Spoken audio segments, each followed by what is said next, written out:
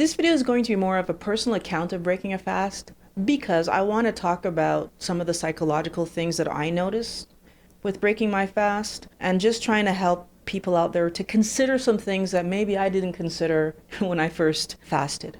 Hello everyone, welcome to Mind Blowing Health and Wellness with Violet. The reason I make these videos is because I want to help people understand that our physical bodies and our psychological well-being are really connected. Today we're talking about fasting because I didn't realize how important it was breaking your fast a certain way. I never even thought about it. We definitely know that when we don't eat, that's a big deal, but it never occurred to me that starting to eat again would be a big deal. So I went into it the first time really blindly. In the end, it worked out okay. So I'll tell you what happened. So when it comes to intermittent fasting, which I do regularly, and let me just clarify, I do not starve myself. So just for clarity. When I talk about intermittent fasting, what I'm saying is when I get up in the morning, I don't ingest anything until I feel hungry that first time. For some people, they would say that my fast only ends at 8 o'clock at night. I don't believe that. I think my fast ends the first time that I ingest any calories. I regularly intermittent fast till around noon.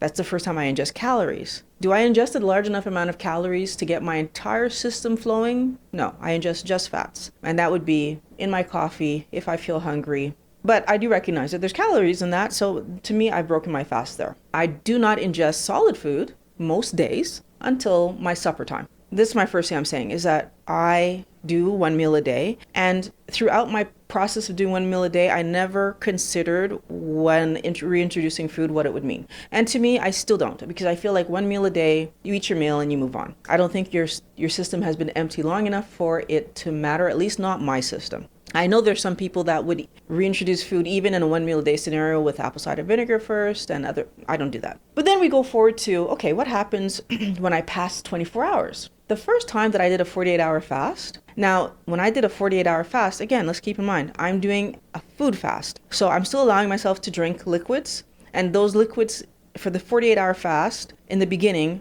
did include fats in my coffee.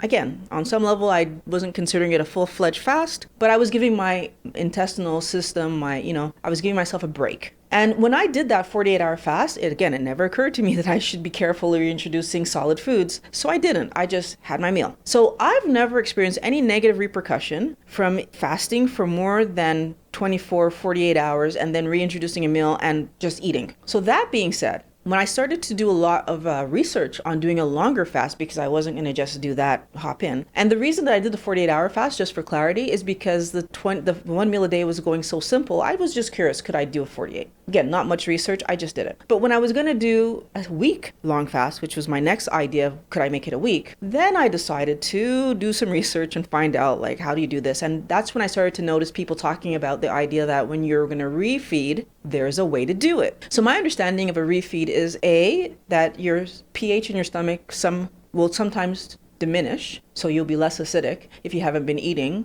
You would need to replenish the acid in your stomach. The other thing that I understood from my research is that your body would not be used to processing food, so you would want to slowly introduce first liquids and then solids that are soft and then solids that are solid. Well, I decided to heed the advice of the people that were saying that you really should do this cautiously because, in my mind, a week is a long period of time. And I also decided to follow my body. So those are two things that I decided to do for myself. So I already made a video on my actual fast, so I'm not going to go over it here in this video. And if you want to see that video, you can look in the link above. What I'm going to say is that how I decided to do my fast and do my refeed was such that I followed my body. So because I knew I was going to do that, I had to pre-prepare what I would eat when my fast was over. I do believe the first time that I did my fast, I had the belief that I would do the apple cider vinegar. In the end, I didn't do the apple cider vinegar. I didn't notice any ill effects of skipping the apple cider vinegar, which if I would have done the apple cider vinegar, it would have meant that I would have had my first meal be apple cider vinegar. So it would have been some apple cider vinegar in water. And then I would have waited a little bit of time. So my next meal was planned to be bone broth. My plan was I would have 1 or 2 meals of that, depending on how I felt. And then my plan was I would have some really finely chopped vegetables in bone broth, so as a kind of a soup, and that I would have for 2 to 3 meals. And then my plan was that I would have a solid meal and go forward from there. So in my mind, especially since typically I do 1 meal a day, I thought that this would take somewhere around 3 days because I imagined that since I wasn't having a real full meal, I might have had 2 meals a day. Now, in the end, it still took 3 days, but in actuality, I still had 1 meal-ish a day. So on the first day, I didn't have the apple cider vinegar, but I did have bone broth twice. Oh, and by the way, just for you to know, I'm going to back up a little bit here on the story. What I decided to do was to allow my body to tell me when I would have what. The same way that I allowed my body to tell me when my fast would be over. I went home that day and I had my bone broth. When I drank my bone broth, I felt great. And then I do believe in that same evening I had a second cup. So I had 1 cup portions twice. And then the next day, I went right away to the vegetable soup bone broth meal. And again, I had 2 of those. And then by the 3rd day, I was back to having food. Again, I let myself decide when I was hungry. I let myself decide how much time were between the 2 cups of bone broth, how much time was between the 2 bowls of soup. And the most important thing that I'm trying to help you to understand right now is that the way that I did it, even though I skipped the apple cider vinegar, physiologically I felt good and I felt fine. And I didn't have any negative tummy repercussions. I didn't have any bathrooming issues.